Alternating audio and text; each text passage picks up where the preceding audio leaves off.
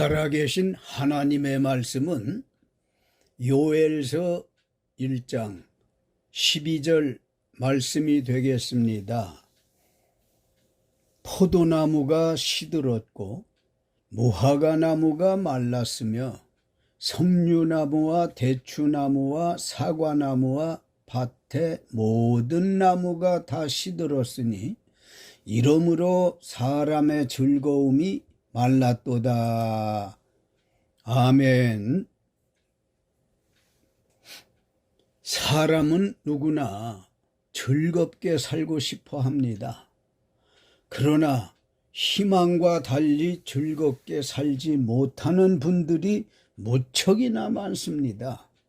세월 갈수록 사람들 마음 속에나 우리 사는 세상에 즐거움이 점점 메말라 간다고 생각하지 않습니까? 여호와는 하나님이라는 이름 뜻을 가진 요엘 선지자요 예언자는 주전 750년경에 예언자로 활동하던 이사야 선지자보다 먼저 예언자로 활동을 했는데요. 요엘의 예언을 집약하면 열국을 심판하시는 하나님이라고 입증하고 있습니다.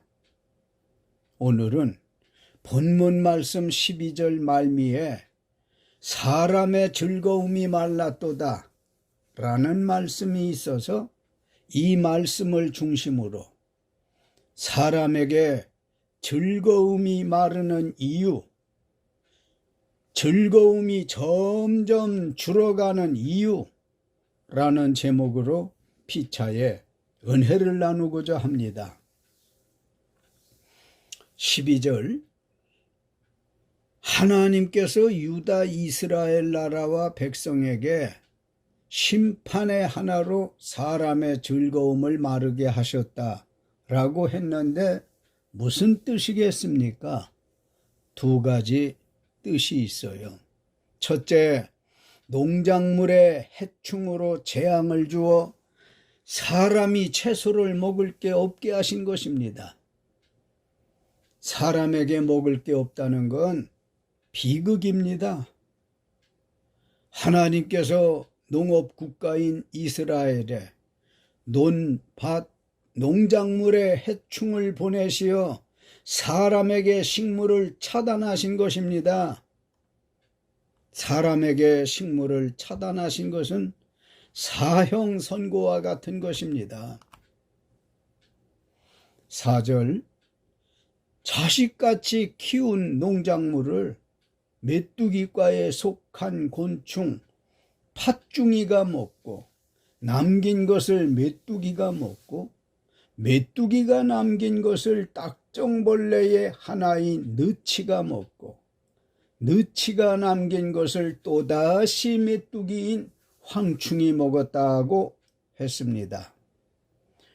하나님께서 유다 이스라엘이 농사한 작물을 팥중이와 메뚜기, 느치와 황충의 먹이로 주셨기에 즐거움이 말랐다는 것입니다. 애써서 농사한 작물을 내다 팔기도 하고 먹기도 해야 살 텐데 해충들의 먹이가 됐으니 어찌 마음이 즐겁겠습니까? 그리고 사람이 볼 때 무익한 해충들은 왜 만들어 존재하게 하시는지 궁금하지만 그것들도 하나님이 쓰시는 도구임을 믿으시기 바랍니다. 12절 역시 애지중지 키운 과수 농작물인 포도나무가 시들었고 무화과나무가 말랐으며 석류나무와 대추나무와 사과나무와 밭의 모든 나무가 다 시들고 말랐으므로 과일도 사람이 먹을 게 없으니 즐거움이 말랐다고 한 것입니다. 그러면 몇 가지 유실수는 무엇이며 그 나무의 꽃말이 주는 교훈은 무엇일까요? 기쁨의 뜻을 지닌 포도나무와 매우 많아 넉넉하다는 풍요를 뜻하는 무화과나무, 그리고 자손 번영을 뜻하는 석류나무, 처음 만남을 뜻하는 대추나무, 유혹을 뜻하는 사과나무, 이 모든 나무가 다 시들고 말랐는데, 다시 말씀드리면 기쁨과 풍요와 자손 번영과 처음 만남과 유혹, 이런 것들이 다 시들고 말라서 즐거움이 없다는 뜻입니다. 포도나무, 무화과, 석류와 대추, 사과나무, 이 모든 나무는 유다 이스라엘 사람들 개개인과 단체 모두를 뜻하는 상징적인 말씀입니다. 저들의 꽃말처럼 이름은 사람마다 다 다르고 같은 사람도 있겠지만 이 모든 나무가 시들고 말랐더라고 하지 않습니까? 이는 개인과 민족이, 나라가 다 시들고 말라간다는 겁니다. 하나님께서 유다 이스라엘이 논밭에 농사한 작물의 해충 피해와 과수 농사한 여러 가지 유실수들이 시들고 말라 수입인 열매가 없으니 즐거움이 말랐다는 것입니다. 수입이 없으면 근심, 걱정만 늘어가고 즐거움은 점점 말라가는, 즉 줄어가는 걸 체험하며 살아가고 있습니다. 농사를 쉽게 생각하지 마십시오. 농사는 과학이고 모험이고 투기입니다. 농사는 때를 놓치면 1년을 버리게 됩니다. 농부들이 농사하시느라 수고가 많으신데 농사는 하늘이 도와야 합니다. 경험이나 기술은 일부일 뿐입니다. 세상사 모든 것이 다 그렇지만 농사도 하나님께서 때를 따라 날씨를 도와주셔야 풍년과 풍작이 약속되는 것입니다. 그런 의미에서 경험도 중요하고 기술도 중요하지만 그보다 더 중요한 것은 날씨, 즉 하나님께 있다는 말씀입니다. 예레미야애가 3장 33절, 주께서 인생으로 고생하게 하시며 근심하게 하심은 본심이 아니시다는 말씀이 있습니다만, 하나님께서 사람에게 생활의 즐거움을 마르게 하시는 것은 본심이 아니시므로 어떤 뜻이 있을 것으로 믿으시기 바랍니다. 6절로 7절, 하나님께서 유다 이스라엘 나라와 백성에게 심판의 하나로 즐거움을 마르게 하셨다고 했는데 무슨 말씀일까요? 둘째, 다른 한 민족이 내 땅 유다 이스라엘에 올라와 재앙을 주어 유실수로 결실치 못하게 한 것입니다. 하나님께서 농업 국가인 이스라엘에 과수작물의 한 민족을 보내시어 사람에게 과일을 차단하신 것입니다. 사람에게 과일을 차단하신 것은 사형선고와 같은 것입니다. 어떻게 사람이 채소나 과일을 먹지 않고 살 수 있습니까? 까닭에 사형선고와 같다는 것입니다. 6절, 다른 한 민족이 하나님의 땅 이스라엘에 올라왔다라는 의미는 무엇일까요? 다른 한 민족의 학술적 의미는 다른 혈족 또는 다른 민족, 외국인이라는 뜻으로 당시 최대 강국 바벨론을 뜻하나, 다른 민족의 영적인 의미는 재앙을 퍼붓는 강하고 무서운 마귀를 뜻하는 것입니다. 다른 한 민족은 바벨론이라고 말씀드렸는데요. 바벨론은 강하고 수가 많으며, 바벨론에 대한 비유는 이빨은 사자의 이빨 같고 그 어금니는 암사자 이 같아서 내 포도나무를 멸하며 내 무화과나무를 갈가 말갛게 벗겨서 그 모든 가지가 하얗게 되었도다. 아멘. 하나님께서 유다 이스라엘 나라와 백성에게 심판의 하나로 즐거움이 말랐다 한 말씀은 유다 이스라엘 나라와 백성이 농사해서 자라는 과정과 거두기 전에 팥중이와 메뚜기와 느치와 황충이 다 먹었다는 것이나, 강하고 수가 많은 다른 한 민족이 하나님의 땅 이스라엘에 올라와 사자의 이빨 같고 암사자의 어금니 같은 리로 포도나무와 무화과나무, 석류나무와 대추나무와 사과나무 등 각종 유실수의 껍질을 말갛게 벗겨서 버리니 수액이 오르내리지를 못해 시들고 말라서 하얗게 되었다는 이것은 결실치 못하고 죽었다는 말씀입니다.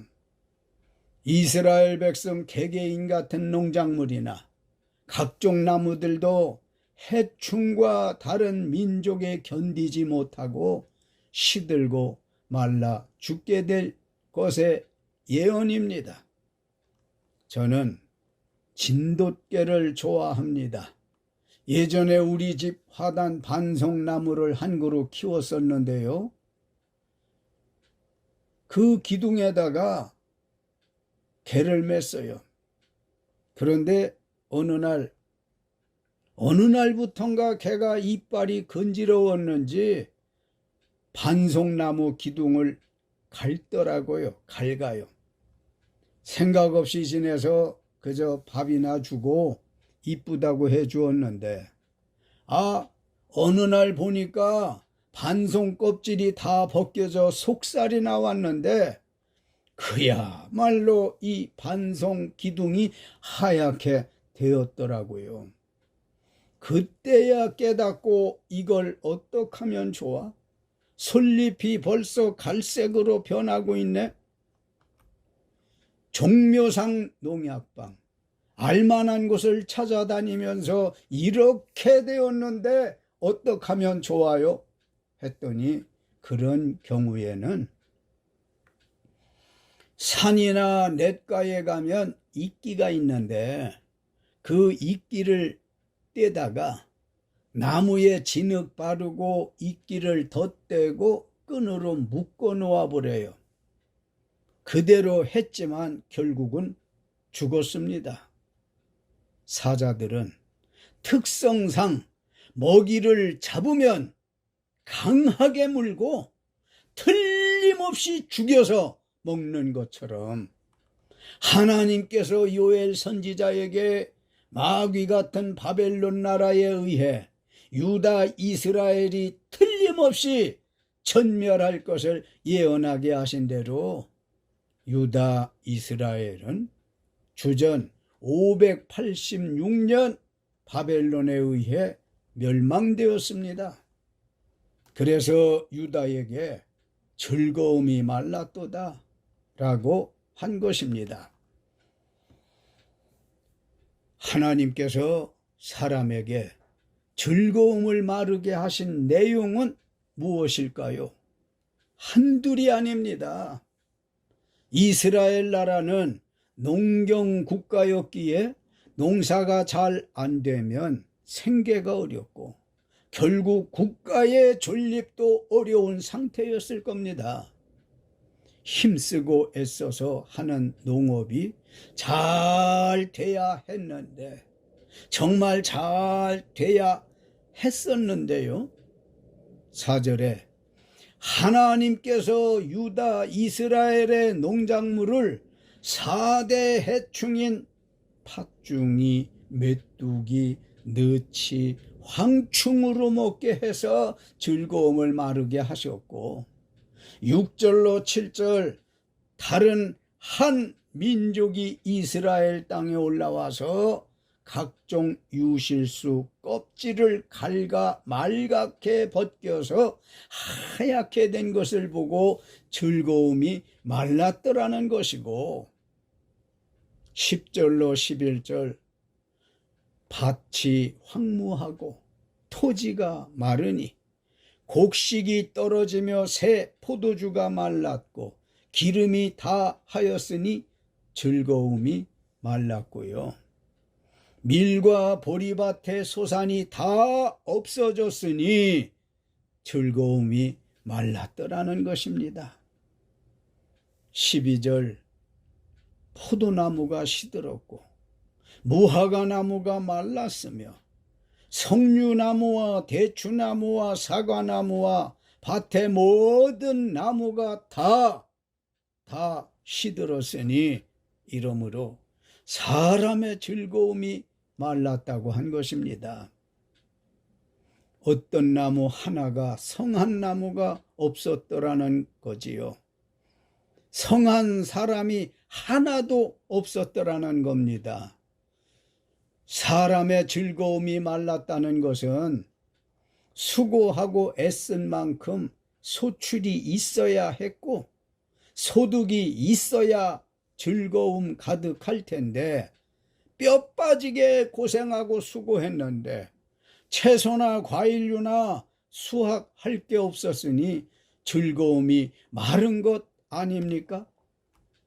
유다 이스라엘은 열심히 걸음 펴고 논밭 갈고 씨 뿌려 파종하고 풀 매주고 비료 주고 땀 흘렸는데, 모든 작물이 자라면서 또는 수확할 무렵에 해충과 가뭄 등 천재지변으로 농작물을 하나도 건질 게 없게 되었으므로 즐거움이 없었다는 말씀입니다.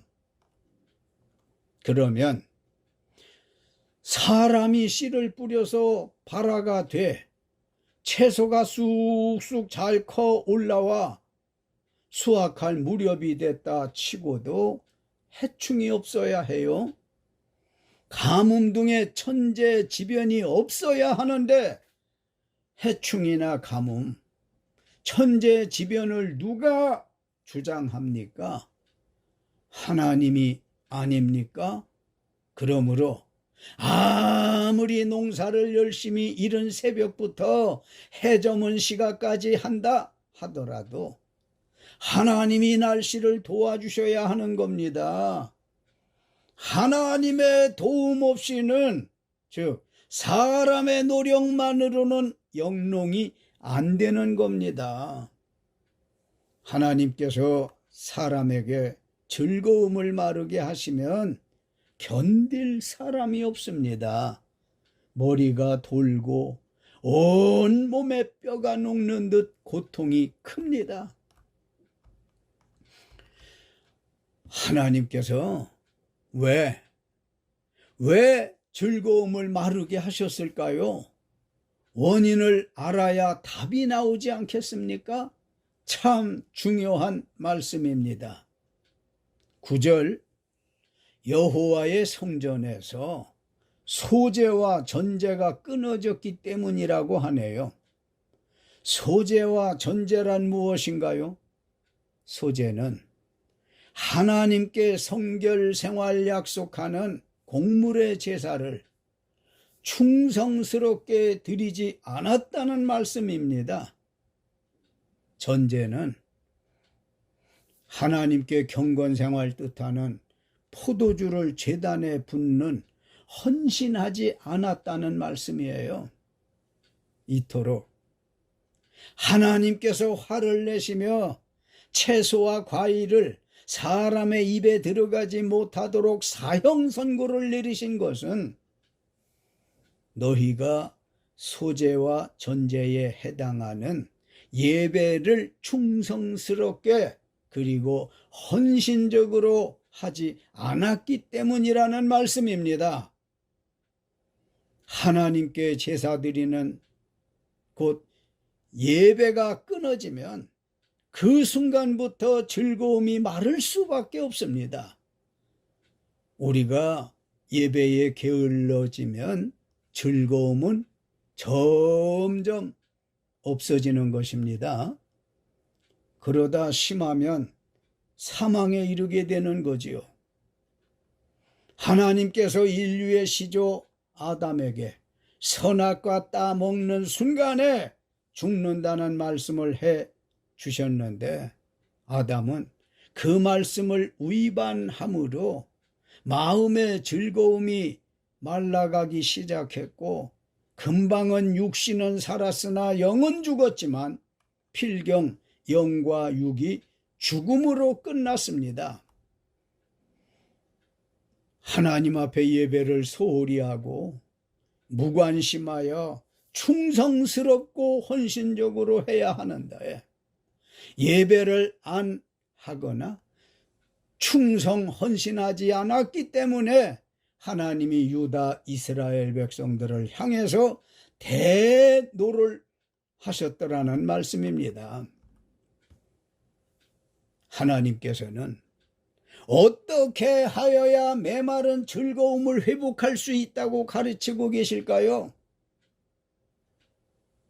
9절 여호와의 성전에서 끊어진 소제와 전제를 다시 드려야 합니다. 메마른 즐거움을 회복하기 원하시면 충성과 헌신의 예배 생활을 재개하시면 충분히 회복될 수 있습니다. 문제는 언제부터 소제와 전제인 예배 드려야 하겠느냐는 것인데 이 순간부터 예배 생활 잘해야 합니다. 아니, 즐거움이 언제부터 회복되었으면 좋겠는지 여러분 개개인에 따라 회복은 다를 수 있습니다. 빨리 즐거움이 회복되기를 원하시면 예배 생활을 한시바삐 시작하시면 됩니다.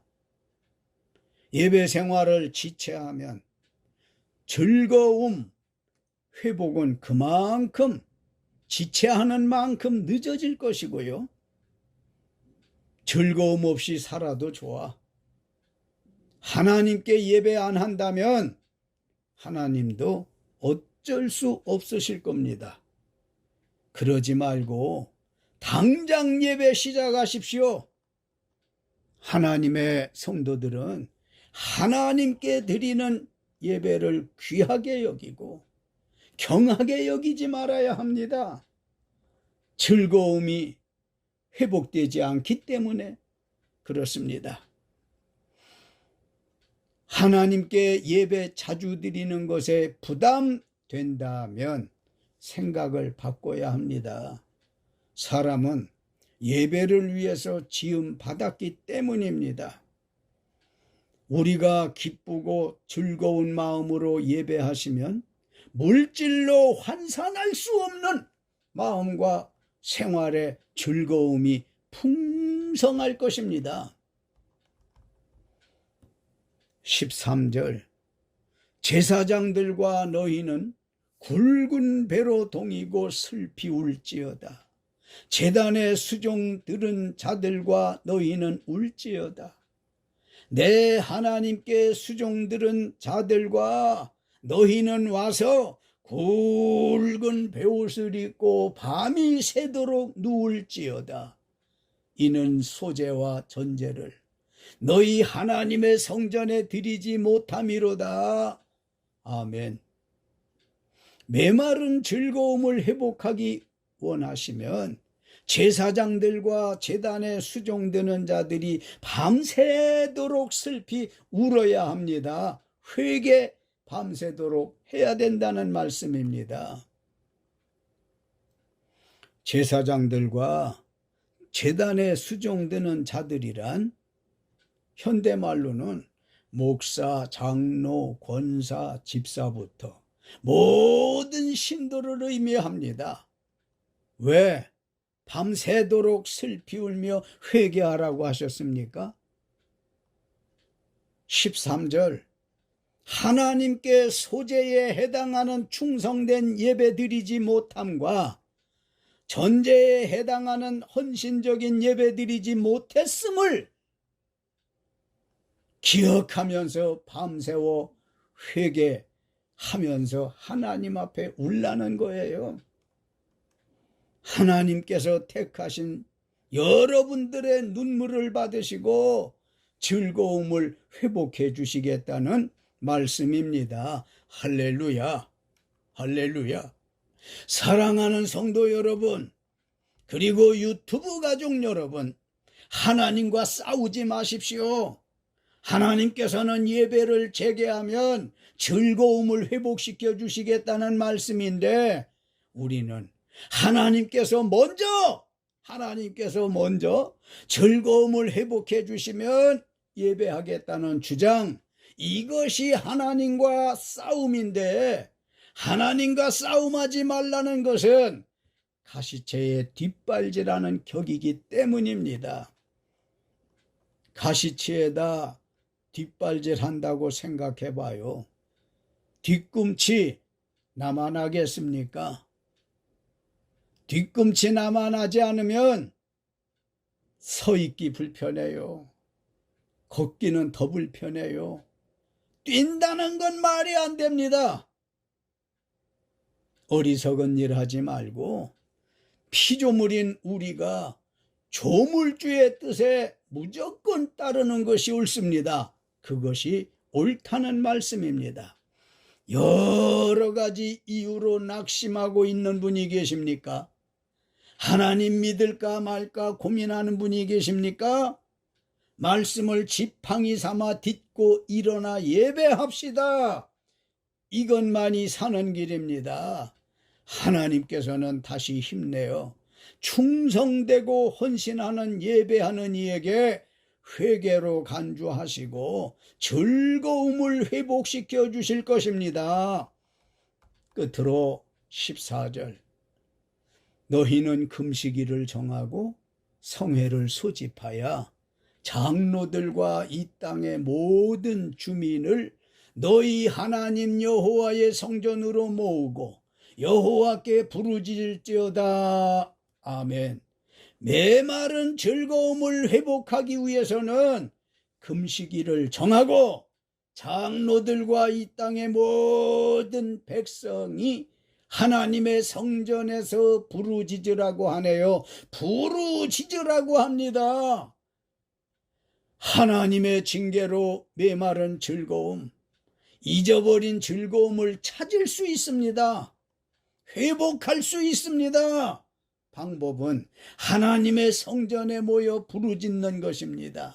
시편 50편 15절 환난 날에 나를 부르라. 내가 너를 건지리니 네가 나를 영화롭게 하리로다.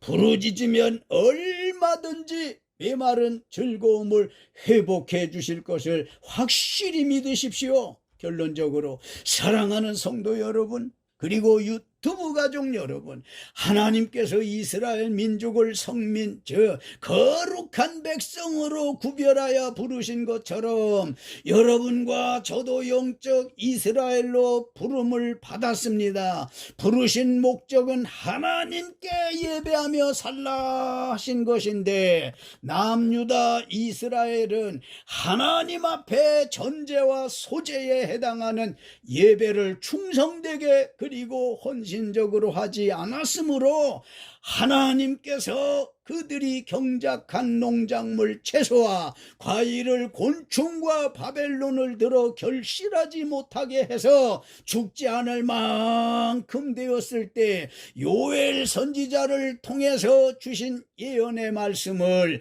용납하고 준행했으면 즐거움을 회복할 수 있었으련만 끝내 거역해서 유다 이스라엘은 주전 586년 바벨론에 의해 멸망되었습니다. 그래서 유다에게 즐거움이 말랐다고 한 것입니다. 요엘서 1장 2절로 3절 나이 많은 노인부터 땅의 모든 주민아 너희는 귀를 기울여 들으라. 너희 조상 적부터 너희 조상 적부터 너희까지 이렇게 즐거움이 마른 일이 있었느냐? 전무후무한 일이 아니냐? 이 사건을 너희 자손에게 자상하게 알리고 가르쳐서 지금부터 자손 대대로 즐거움이 마르지 않게 살라고 하십니다. 이제부터 즐거움이 마르지 않는 축복이 여러분 가내에 온 친인척에 함께 하시기를 예수님의 이름으로 축원합니다. 할렐루야.